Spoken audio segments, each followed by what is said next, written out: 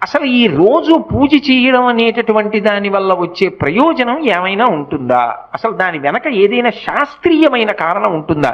విదురుడు ఎందుకు చెప్పాడు అసలు దైవానికి నమస్కారం చేయమని? నేను మీకు ఒక్క మాట చెప్తా, బాగా గుర్తుపెట్టుకోండి. ఎవరు పూజ చేస్తున్నాడో వాడు లోకము చేత పూజింపబడతాడు. నేనన్న మాట బాగా పట్టుకున్నారా? ఎవరు పూజ చేస్తాడో వాడు లోకము చేత పూజ అందుకుంటాడు.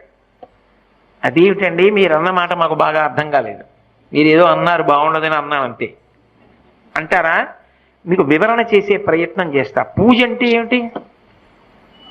పొద్దున్నే దేవుడి దగ్గరికి వెళ్ళో దీపం పెడుతున్నా, ఎందుకు? ఎవరు భగవంతుడు?